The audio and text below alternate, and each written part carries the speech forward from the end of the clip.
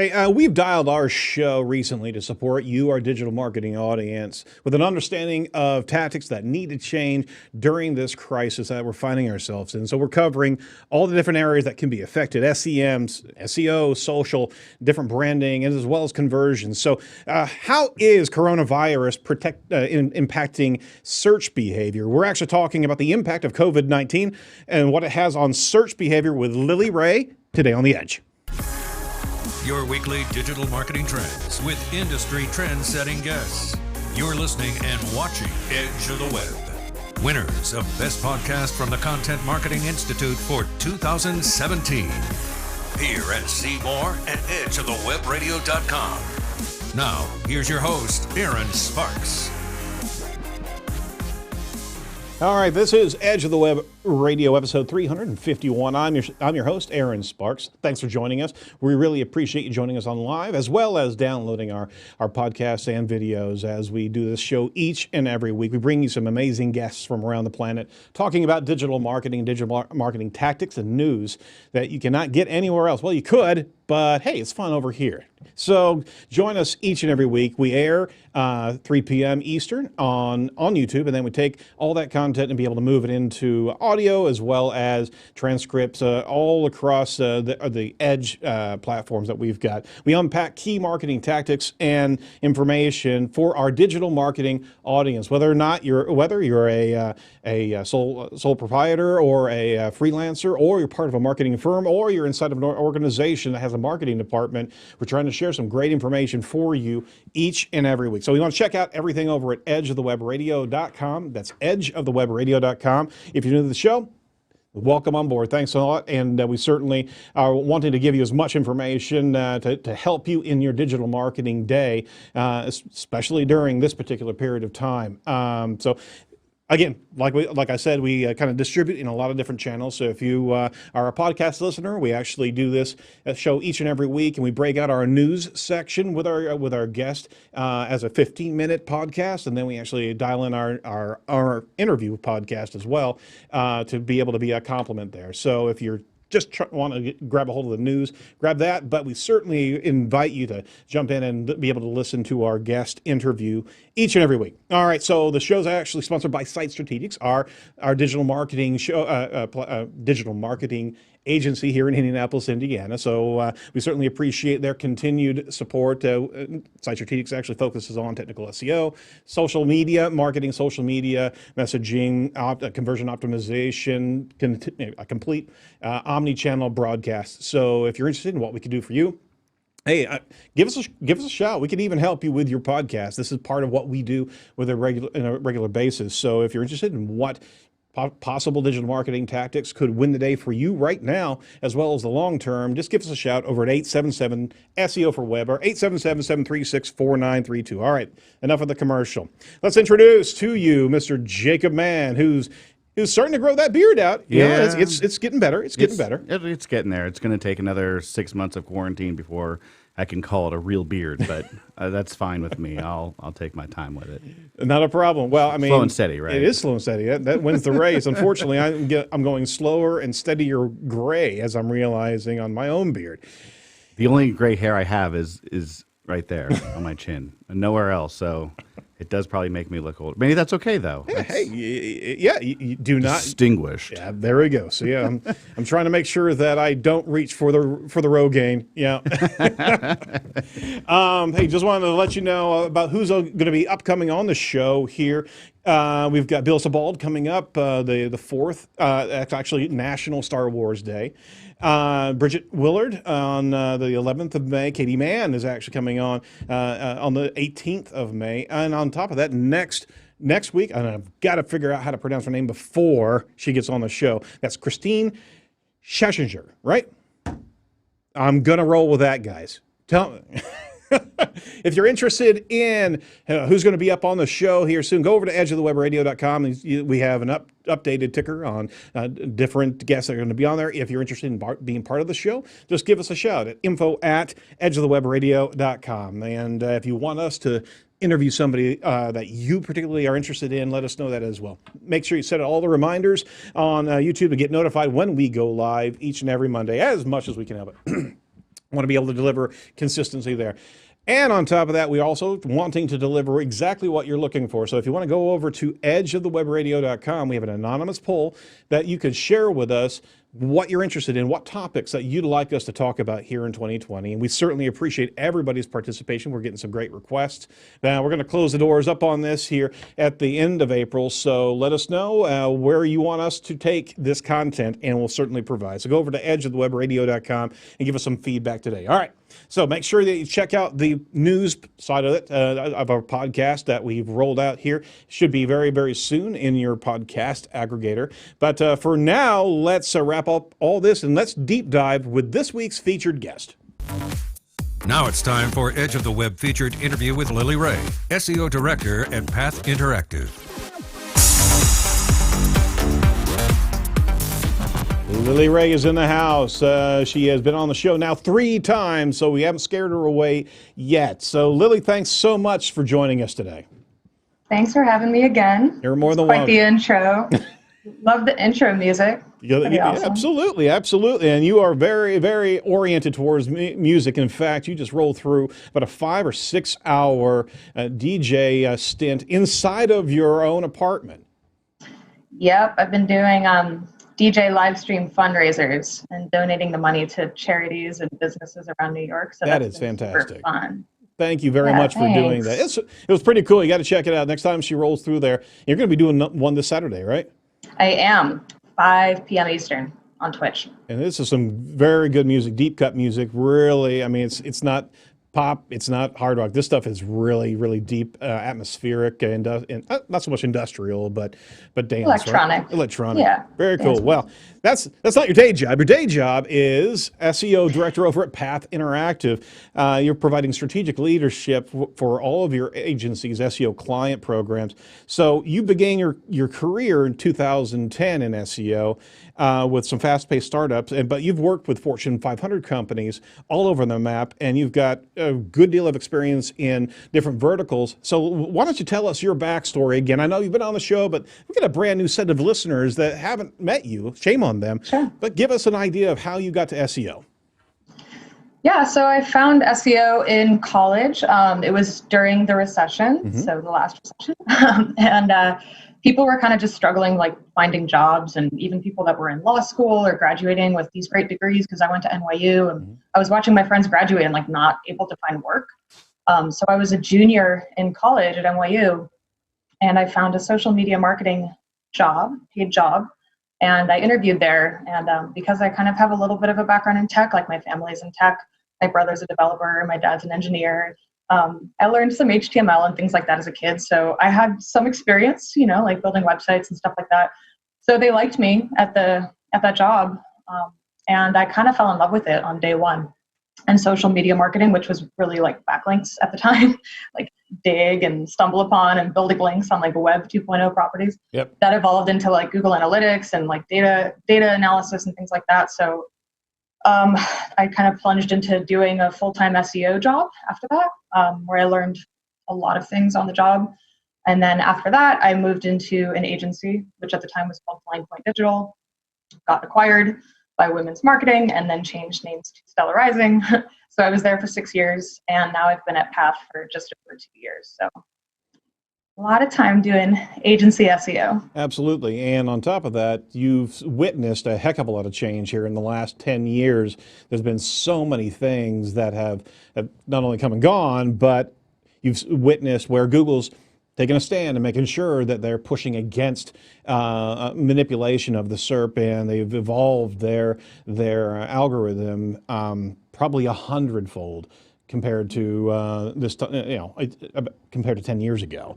So you witnessed a heck of a lot of changes here, and you've also stepped into the ring of actually being an authority and helping share this information and educate people in the space, right? Yeah, it's funny because one of my first jobs involved a lot of link building, like Black Hat link building. So I actually spent a lot of time on Black Hat World, straight up buying links. It worked really, really well. Oh. We were ranking 1 through 3 for all the keywords that we cared about. And my boss at the time was like, this is amazing. Whatever you're doing is working so well. And then Penguin happened. So that was the end of my tenure as a Black Hat SEO. I've resonated much more with like white hat SEO in general anyway, because it just feels a lot more authentic and you have to be a lot more creative. So ever since that point, I've totally fallen in love with like white hat, and now I just really dislike spam. Um, but it's been interesting, as you mentioned, like over the past couple of years, Google's taken things to another level where, it's not just about combating spam on the internet. It's also about combating like bad actors and misinformation. Right. So the coronavirus lately has been like the ultimate test of whether what Google is doing is working. And I think it's presenting them with a lot of new challenges, which we'll talk about. But it's been interesting to go from like talking about EAT, expertise, authoritativeness, and trustworthiness, and the algorithm updates of the past couple of years to right now what's happening. Because this is, from my perspective, it's like a whole different ballgame. Absolutely. But what a precursor, honestly, because back in August, and for those of you listening that aren't in the SEO annals, back in August 2018, there was a huge YMYL algorithm update where Google was paying a very, very focused attention towards medical websites, as well as organizations that were promising health and wellness type of concepts. And there was a good deal of losers in that space that didn't pass muster, didn't pass the level of kind of the authority test that you're talking about. So there's been a year and a half of EAT, kind of almost 2 years here, a ramp up of what Google has been paying attention to from an expertise, authority, and trust factor. And now we're in this level of trustworthiness that is critical. It's life-saving, honestly. Right. And I guess we have to really thank Google for paying attention to these levels of trustworthiness early enough to be able to have the ability to filter. Yeah. Yeah, I mean, combating misinformation is something that all the social media giants are dealing with on a daily basis, and it's a nearly impossible task, if not impossible. Obviously Facebook has its own set of issues, and Twitter, and with fake profiles and hackers and things of that nature.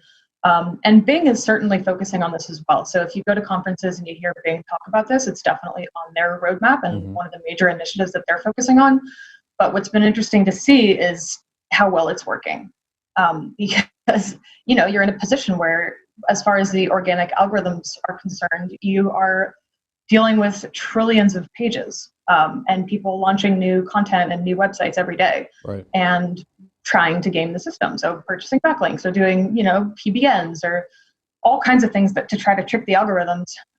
And you might have a situation where a piece of content, especially around coronavirus, appears to be like, maybe this is true, and then it starts to rank really well and people share it, and it's by traditional SEO measures, this is a really authoritative piece of content. But then Google has to do, and search engines have to do, the extra layer of scrutiny to see whether or not that content's actually true. And their algorithms can't fact check. They've made that very clear, but they're in a position where they have to figure out a way to do that, to prevent misinformation. And right now is, as I mentioned, it's like the ultimate test of whether that's going to work or not. So it's been very interesting to see Google's algorithms be put to the test over the past couple of weeks. And I do think that I've seen a little bit more misinformation surfacing on Bing, I'm sorry to say. But Google, from what I've seen so far, appears to be doing a pretty good job with it. Well, and like we said, there was a precursor of this authoritative analysis. But at the same time, you have a number of different factors and variables happening. And it's not only the crisis and being able to provide good information, but you have such an enormity of new online searches for people who are working from home. The search behavior has just exploded. And I mean, if you're watching any trends inside of Google Trends, there's so many things that are happening that are changing right now, that it's not just the medical environment that they have to get right. There's all the respective tangential concepts that tie into the shelter at home. Hand sanitizer just exploded in a space of less, in days, and it's still at the top of searches. I should say the volume has grown so much. So can you give us a bit of a perspective on the other factors that Google is having to deal with as well? Yeah, this is something that I've been talking to a lot of people about over the past couple of weeks, because what's been interesting to see is algorithmically, how does Google handle these changes in demand? So we know that Google has certain systems in place to handle when something's really newsworthy or when they're seeing drastic changes in intent. And that's obviously what's happening right now in a way that nobody anticipated. So nobody expected that suddenly you wouldn't be able to go to the gym and everybody's taking gym classes at home. That's just like, no one expected any of this 2 months ago. But the search results have to reflect that. And that's just one of many examples that we're seeing. So one interesting thing that's happened over the past couple of weeks is that if you type certain keywords that previously generated results that were like physical places. So for example, last week I found an example that was like art courses or like art classes, right? And the first two ranking results, one was a university that offered art classes, and then one was a museum that also offered art classes. And if you go to the websites, both are closed, of course. But the third and fourth results are purely online art classes, and now those companies are ranking 1 and 2. Right. And you'll see the same thing be true for many, many different types of courses that they offer. And those keywords don't necessarily include the word like virtual or digital. It's just art classes. And Google's like, well, here's your options. These are virtual, but you can't go anywhere in person right now. So there's been a lot of that happening in the search results where Google thinks and correctly assumes that people are looking for ways to spend their time inside at home. Right. And so, it's not like it was an SEO play necessarily on the parts of those companies. It was just you're in the right place at the right time because you offer those services online. Yep, and Google's taking it beyond just fact checking. They're actually looking for the utilitarian side of this, what's useful for their audience, and being able to change up the value. So this is no longer a key phrase or keyword play in the SEO realm, and it hasn't been for years. It's intent, and you've got to shift your content or your value based on the shifting sands of intent. Everything's shifted on a dime here. Google's providing that level of intent-oriented ranking, and you've got to start looking at your own content based on other needs besides just the pursuit of that holy grail of phrases, because it may very well not get you anything in this particular marketplace right now, right? Yeah, I mean, I think there's a number of factors that Google's looking for as it ranks content right now. So, of course, as I just mentioned, like if you're only available in person at a facility that's closed, that's not really going to work right now. Yeah. They're looking for companies to, or rather what companies are doing that's successful is they're adapting their strategy. So what's been interesting over the past couple of weeks is as a lot of companies say, okay, well, clearly we can't open up our location, but we can offer something online. So for a restaurant, we can, here in New York, people are making cocktails and actually delivering them to people's doors. Oh, that's great.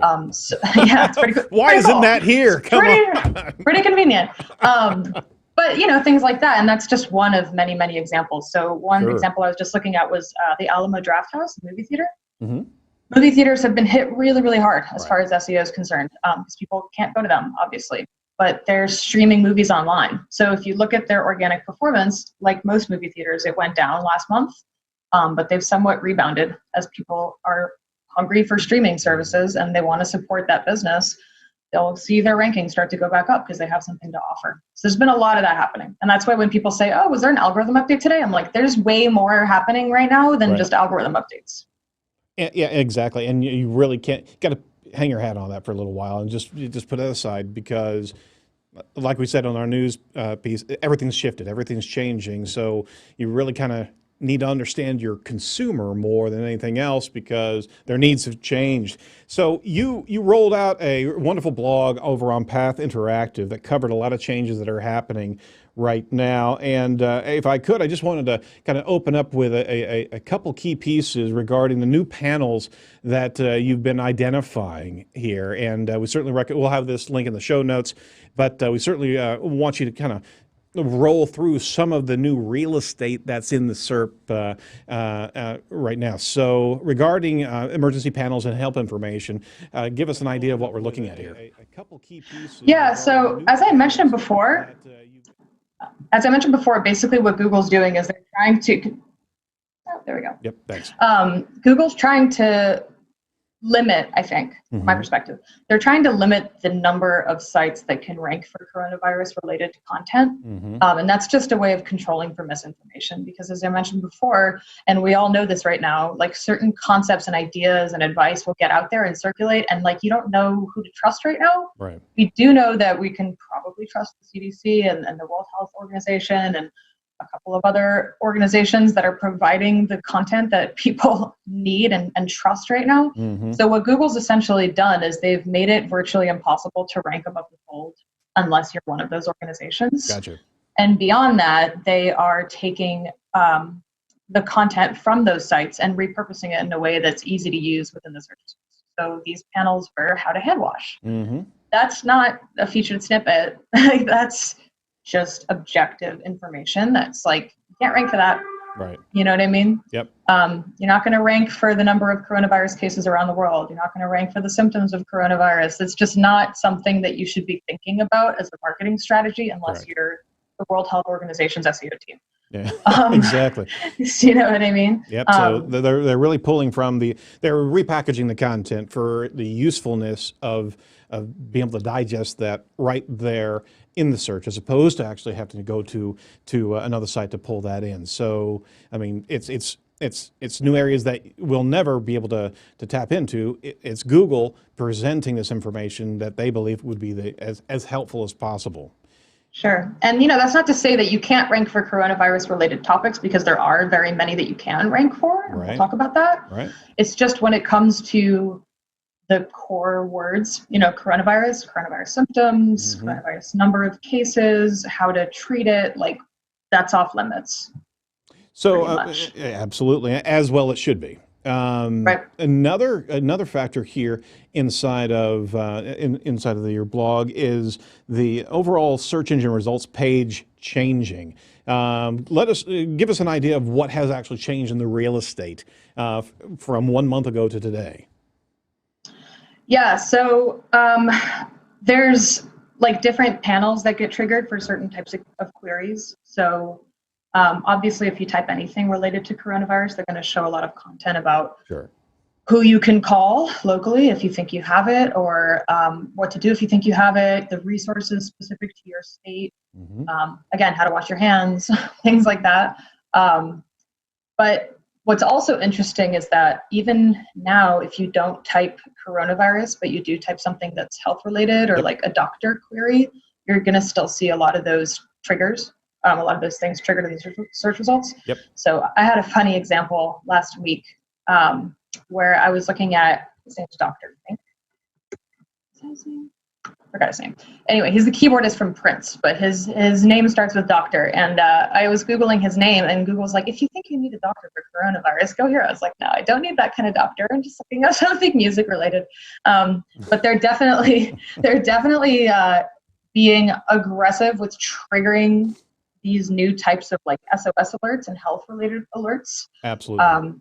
Just for the purpose of, again, mitigating misinformation and trying to help users as much as they can. Absolutely. So, Jacob, if you want to grab my screen real quick, just with Dr. Indianapolis, you'll see this panel right there, a very, very sizable alert with a hazard symbol on there, making sure that that's the first thing that people are experiencing right there. So, that's just an example, but it's even further removed if it's anything related. I mean, Google's better safe than sorry in this respect. If you're in there, they're going to be displaying the panels here. So you're getting a lot of information from the CDC, the WHO, but they're also removing some content and pushing it further down. A lot of the health related sites, on health publisher sites, and WebMD, those things aren't getting as much visibility during this period of time as they were. Yeah.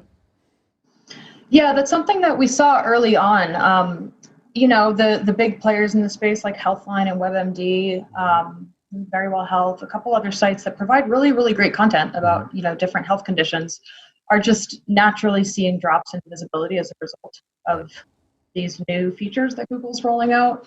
And because the CDC and WHO are dominating everything related to health. So I don't think it's like, again, it's not like these sites are doing anything wrong from an SEO standpoint. It's just a completely different SERP than we've seen ever before, essentially. Absolutely. Interesting enough is that some of these pieces of real estate are certainly pushing down organic rankings on a lot of different health organizations, private organizations, and the like that are living and dying by their ranking. You got to make sure you understand that the real estate is changing, so you may be losing 3 or 4 points in ranking just to be able to make room, that Google's making room for these new elements on the screen. So unfortunately, if you're focused primarily on just the keyword ranking, you could very well be a good deal upset that things are shifting right along with the entire information panel that Google's presenting. So, for example, well, I mean, we also saw Wikipedia kind of get moved to the back of the list a bit, right?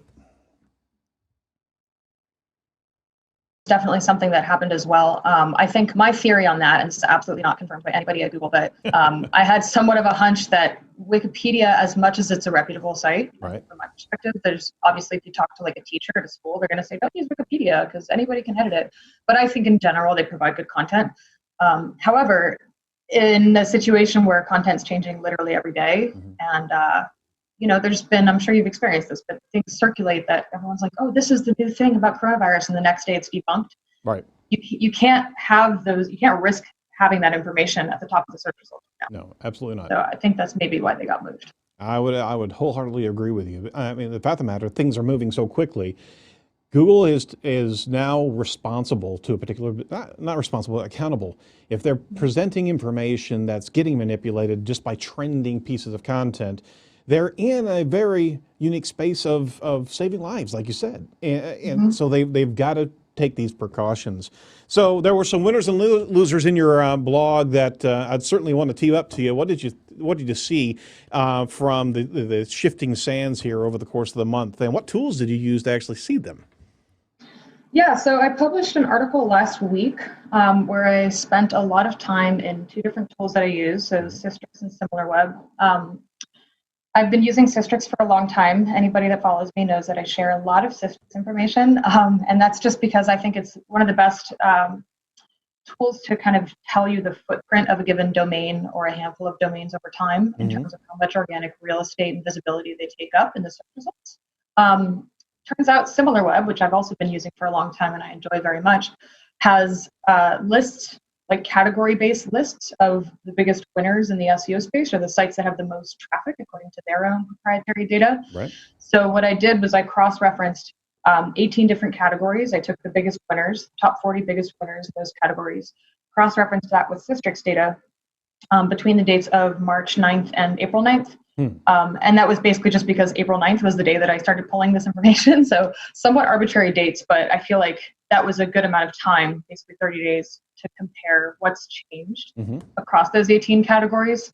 So it does pretty much mirror what we're seeing with consumer behavior and lifestyle changes. So food and drink was the biggest winner in terms of increased visibility, video gaming and streaming, music, all the things that you would expect by staying at home all the time, right, are seeing big upticks, as well as like HomeDepot.com, so a huge uptick because people are spending all their time at home, obviously.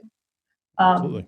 And then there's been some other interesting things in terms of losers. I mean, I chose not to put the obvious losers in this report just because we all know that travel and flights and hotels and everything are obviously seeing big declines. That's certainly the case. But I wanted to point out some other interesting trends. For example, like this plays into what we were talking about before, but alternative and natural medicine. There actually was an uptick when coronavirus started becoming the biggest topic in the news. We saw a big uptick in a couple of different natural wellness sites that offer information like how to make hand sanitizer at home. And then that has since been somewhat corrected. So we're now seeing players like the real sellers of hand sanitizer and some more reputable sites. Not that those sites aren't reputable, but more mainstream medical sites ranking for those types of queries. Gotcha. And that's unfortunately, I mean, Google's trying to evaluate. They're still not in the fact checking game but but they are certainly trying to find what's useful to the consumers on a regular basis. And boy, honestly, as a sidebar right here, that's a real precarious place to be, especially when there's so much that is lost or benefited by a top 3, a top 10 ranking in search. You never want to see them in the truth space, because that gets into a heck of a lot of more political controversy. But what they're doing right here, they have to be just on pins and needles, making sure that they're giving the best information possible as things are changing. You would not want to be in their seat right now. Not at all. So news sites, did they get a lot of shifting challenges here? Are we seeing some pushback on Google where news is trying to clamber into the top 10? Yeah, so that's actually been one really big development. News sites, particularly small, like local news sites, have been seeing huge upticks in visibility in the last couple of weeks and months.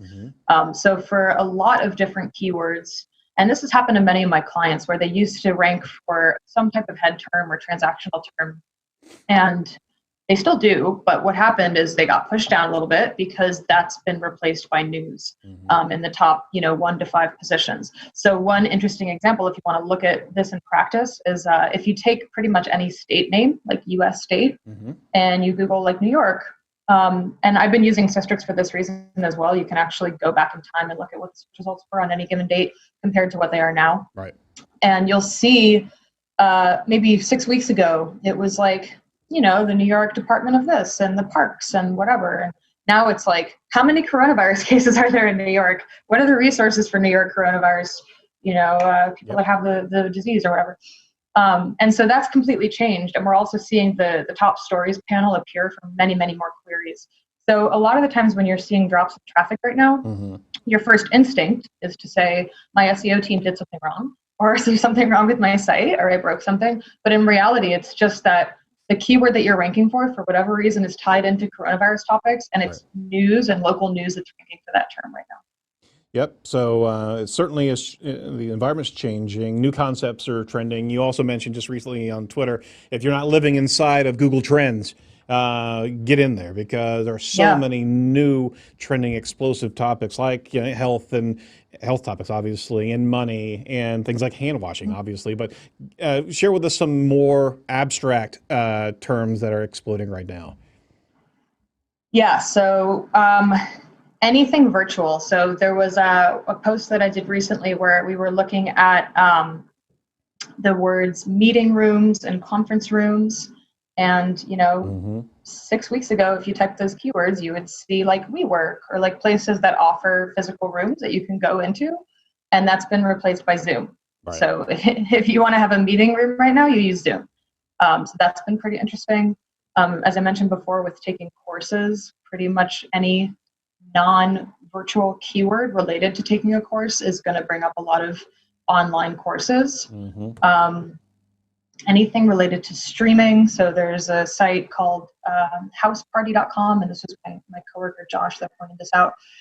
It's like, if you type the word home party last month, they weren't in the top 10, but now they're number 1 because they offer the ability to have parties with your friends online.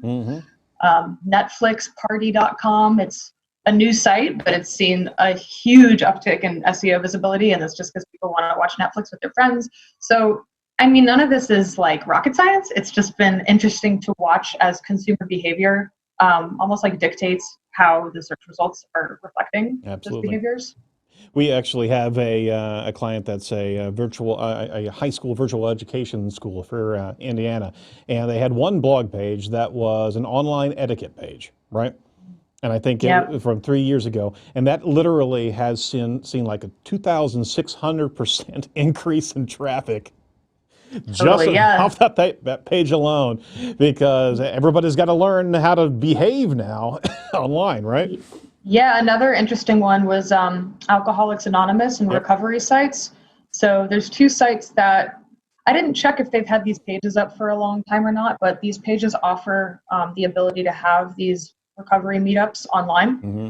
And those have been two of the biggest winning pages out of any sites that I've analyzed, because obviously everybody that needs to have these meetings and wants to have these meetings wants to continue doing them, and so they're doing them online. Yep. But that's another example where if you type Alcoholics Anonymous, the search results completely changed to reflect the fact that these meetings are now taking place online. Yeah, it's amazing what's happening. And again, it's consumer intent shifted. Therefore, there's a whole nother terrain, a whole nother opportunity for companies that legitimately are providing information and value to the consumers. Do not, and we say this categorically, do not try to manipulate, try to get in there with certain key terms and bait and switch people. It's the ethics has to be so focused, because you could literally do yourself such damage if you're trying to capitalize on certain terms. Sorry, that's kind of the public service announcement there. So from behavior, there are a number of tactics that SEOs should be deploying right now. As a segue there, should every site have a COVID-19 page? Let me ask you that. I think there's no harm in having a page. If you have something to say about it, I mean, even if it's just a message from your CEO, right? And I think that doesn't hurt. What I think gets you into trouble is, like you mentioned, like advertising in a way that's even close to unethical. Mm-hmm. I think a lot of companies have been too aggressive with their email marketing campaigns. Yep. And obviously everybody's hurting right now, so I get it. I get the need for revenue and new visitors and everything like that. But everyone's very stressed out and overwhelmed right now. So I think that it's very easy to overdo it. And I don't think everybody needs to send out a message about how their completely digital staff is just fine, because everyone's already been working from home. So you shouldn't expect any change in there's no need for that. No, there's Maybe not. Have those communications on your website, and then use something like social media or Google My Business to post a COVID message, because literally Google My Business has created a post type for COVID messaging. And you can say, hey, this is how our organization is handling it. Check out our FAQ page on our website. Don't hesitate to contact us if you have any questions. Yep. For many companies, I think that's sufficient. If you're handling food, or if you have a delivery service, or if you are, a hardware company that goes into people's homes, yes, 100%, you should be communicating with your customers and sending emails and explaining to people how you're, sanitizing your products and how you're taking care of the food and everything like that. That's fine. Right. But I do think it's important to keep in mind that people are feeling very overwhelmed and bogged down. So it's not always about your need to communicate. It's about just letting customers feel that they can trust and continue to believe in your service. Absolutely. And that ties into brands so much, is that there is going to be an after party here. There is going to be a post-COVID scenario, and you got to make sure that you're taking care of your brand or your client's brand right now the best way. There was such a rash of emails. You're absolutely right. It was almost this FOMO, right? Or FOMO plus, this looks like the best thing to do. So, I mean, we were just getting inundated. You've got to make sure that you're taking care of your customers the best way that they need to be taken care of, and changing policies of how you do business, right? Could very well be a huge benefit to you as a company, as a brand.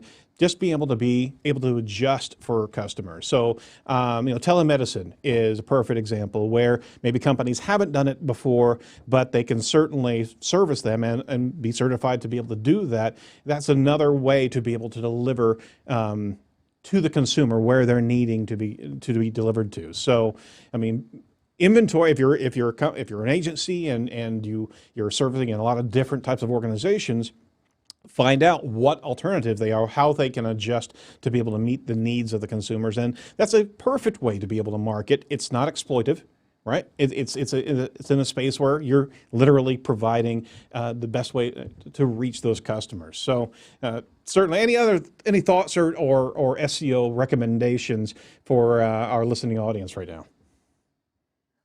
Yeah, I think, like you mentioned, transitioning into an online model, if you can, is, for me, it's proving to be surprisingly effective, and for many industries that I didn't expect it to be as successful as it is.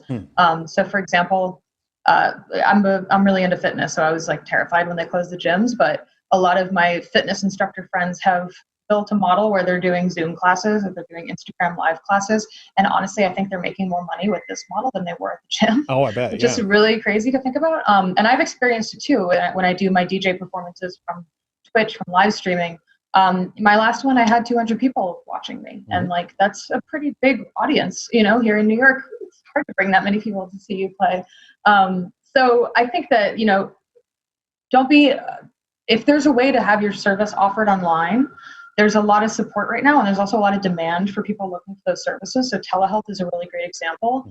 Mm-hmm. There's new technologies being rolled out to be able to support like confidential telehealth meetings with your health provider. And there's new, you know, techniques that Google My Business is rolling out, like adding a telehealth link within your Google My Business panel. So I just think like it's just time to shift to an online model if you can, and then market accordingly. Absolutely, absolutely. All good information, and there's certainly much more information on the links we're going to share in the YouTube channel comments as well as on the show.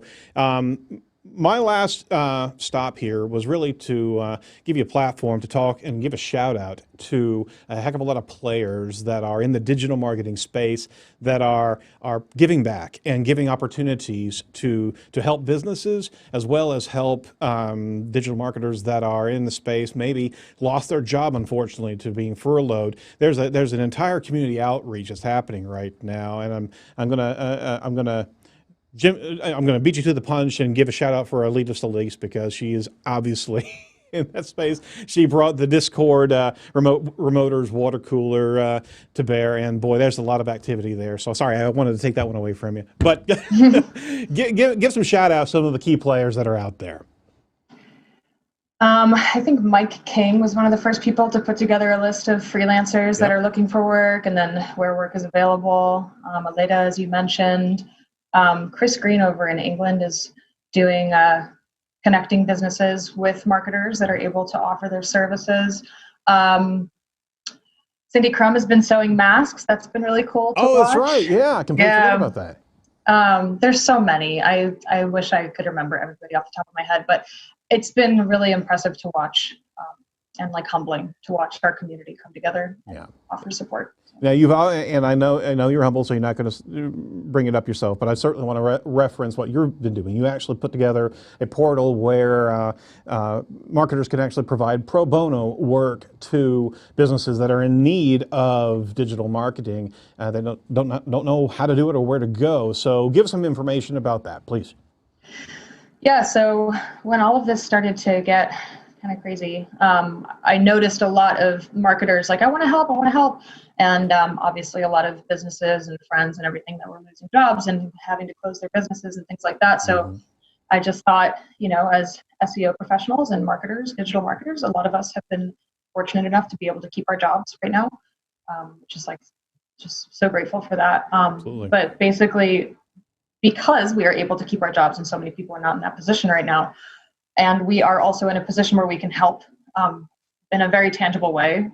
So just today I was talking to my team about like not nobody, but very few business owners, small business owners know about these updates that Google's making to Google My Business, but they'll make such a big difference if they actually log in and change some of their settings around. So I know that, and you know that, and people that work in the industry know that, but we need to be connected with the businesses that need those services. So what I did was I built a page on my personal website where I said, whether you're a marketer or a business, just submit your information here. And now I have a big database of marketers that have specific, you know, expertise. So maybe local SEO or paid search. And then I have businesses that have specific needs. So I'm trying to basically make them together and say, hey, this person really wants to run a Facebook campaign, but they've never done that before. And this person's been doing that for 15 years. So talk amongst yourselves, you know, and it's been an interesting project. There's been many, many more marketers than businesses. So I'm still trying to reach out to businesses. And obviously I think they have other things to do right now than look at Twitter. But if you know any businesses in need, feel free to send them my way and I'll connect them. Absolutely. So we'll certainly lift that up as well. And by the way, we went in there and wanted to make sure if anybody needs to know how to do a podcast, we can absolutely help every business that wants to launch that initiative out as well. So that said, that's our skill set that we can do for you, for your community. Hey, I tell you what, you've been great today, and I really do appreciate how much you're giving back to the community and education and knowledge. Unfortunately, we're running out of time here, so I got to swing back around and ask you, what bugs you about your industry right now? I know right now has a big honking asterisk on it because everything has changed overnight. But what are you looking at that we could do better? You know? I think it's the tendency of SEOs and marketers, as we mentioned before, to like feel obligated to like market and communicate right now. And like not everybody needs to be doing that. So if your company is in a position where you can just keep on humming and doing your thing, you don't need to be trying to get your message out there right now. Like maybe sit back for a minute, maybe do some charity, maybe support people who are not able to keep their business running. Yeah. So I think that, the over marketing has been a little bit frustrating. But I do think that even if you were to do a little bit of charity or philanthropy, that's kind of marketing in and of itself. Yep. And you're going to get a lot of links and visibility from that. So maybe that's the best place to go. And it's mutually beneficial for you and the person that you're helping out. So probably just that. Yeah, probably just. I'll double down on that. People tend to remember brands that kind of take advantage of the situation, and we've never experienced anything like this. And on top of that, our digital memory probably is going to be a long time memory as this goes through. So make sure that you're taking care of your brand and that you're not doing the spammy side of marketing, because we all know what it is, guys. All right. So conversely, what actually excites you about your industry right now? Everything. Okay, pick one. Come on. I was like, I hate to say this because it's obviously such a catastrophic thing that's happening and it's hurting so many people, and it's just been devastating to experience this in so many ways. But SEO is like this fascinating place to be right now because suddenly everybody needs it more than ever. And there's so many ways that we can help. So not just in terms of like selling products, but completely revolutionizing the way that many companies do business. So it's been kind of thrilling for a lot of the clients that we have to be able to like help them navigate through this situation. And in some cases, like really truly save their business, All right. because they had to close their doors, but we came up with a strategy where like, this is how you can make some money in the interim. And it's really helping. It's not a perfect solution, but that creativity is why I love SEO so much. So I think that it's going to be an interesting few months as more and more people realize that they need it. And we have to get more and more creative with how we reach, the very changing consumer base online. I'm going to have a sidebar real quick. As you're seeing behavior change, as you're seeing kind of adaptation from the SEOs of the world being able to meet consumer need, are you envisioning anything sticking with us after the COVID subsides from a level of behavior of the marketers, but obviously changing behavior of consumers at large? Do you see anything that is going to be some good takeaways from this experience? Well, beyond marketing, I think that just digital everything is going to stick in a big way. So I think there's going to be a lot more working from home. I think there's going to be a lot more live streaming. I think, as I mentioned before, with fitness instructors being able to teach classes from their homes, maybe they'll just continue doing that and not go teach at gyms again. Because why would you? You enjoy doing it from home. Right. So I think it's going to transition us into a situation where there's a lot more video content, a lot more streaming content. I didn't even know what Twitch was before I started DJing on Twitch, but my friend that works in video game advertising is like, Twitch is having the best month you could possibly imagine, Absolutely. As well as gaming as a whole. So I think there's going to be some new players that have adapted to this situation and provide home entertainment in a way where people just might decide, you know what, I like being at home. Absolutely. There's certainly something that's going to be a hybrid come out of this, and well said. All right, so we certainly want to promote anything for you, Lily. Certainly want to lift up Path Interactive. You guys have a great agency out of New York, but give us some things that we should share regarding Path. Yeah, so I'm so proud of my SEO team. If you guys are watching this, hi, I love you. So I have a team of, I think it's 15 people. Path is 70 or so, but my SEO team is about 15, and it's between New York and Nashville. And like every morning we get on the phone at 10 a.m. on Zoom, and we just catch up and we laugh and we share information, and it's like just such cutting edge SEO strategies and creativity for our clients. As I mentioned before, helping our clients navigate through uncharted territory. I love working at Path so much, and I love my team so much. And I think it's really truly reflected in the work that we do. So we have a lot of expertise in recent algorithm updates, pre-coronavirus and post-coronavirus, or during rather.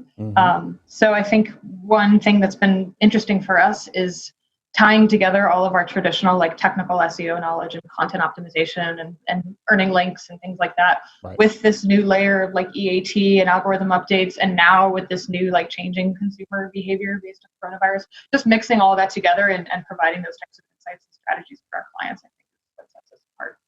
Very good. Well, you certainly have a good team there, and it's great to be able to see a champion in them as well. As a lot of times the directors don't actually give the props to the teams that work with them. So good. All right. So want to make sure that everybody checks out the news podcast with Lily as we dissected what's trending right now in the bonus podcast of 351. Any final words for our audience today, Lily? Just stay ahead of the curve. If you're doing marketing right now, your traditional methods of researching like content ideas and article ideas and all that is not going to cut it right now. You need to be paying attention to day-to-day changes in behavior. So that's my biggest piece of advice right now. Flatten the curve, but stay ahead of it too, right? Exactly. All right. So we want to make sure that you follow Lily on Twitter, Lily with 1L Ray NYC. You can also track her down at LinkedIn. Any other social accounts that you want to share with us? You can follow me on Instagram. I've been biking all over New York and taking pictures of tourist destinations. So feel free to leave a message and tell me what you want me to photograph next. Very good. All right. So from all of us over at Edge, thanks so much for being a 3-time guest, Lily, and we certainly would love to have you back. Thanks for having me. More than welcome. Post-corona next time, okay? Hopefully, yeah. Keep up the good work. Post-corona. Yep. All right, thanks for having me. You're more than welcome. Take care. All right, so please do not forget to like and subscribe to Edge of the Web Radio on Edge of the Web on YouTube, as well as go to the iTunes and the different places that we've got the show. If we don't have it where you're liking to listen to your audio, let us know, and we'll certainly get our RSS feed there. If you're really feeling up to it today, hey, go over there and give us a review. We'd love to hear from you and let us know how we're doing and how we can actually improve the show as well. Make sure you check out all the must-see videos over at edgeofthewebradio.com. That's edgeofthewebradio.com. Next week, we're going to be talking to Christine Schesinger, and she's probably going to smack me for not being able to pronounce her name. Schesinger. Oh, my God. This is terrible. I am so sorry. I'll get it right. I promise I will, Christine. All right. From all of us over at Edge of the Web and Site Strategies, we wish you to be safe and well. Stay indoors. Shelter, please. Making sure that we are going to get out of this as quickly as we can. Thanks, everybody, and thanks to Lily for a great show today. From all of us, do not be a piece of cyber driftwood. We'll talk to you next week. Bye-bye.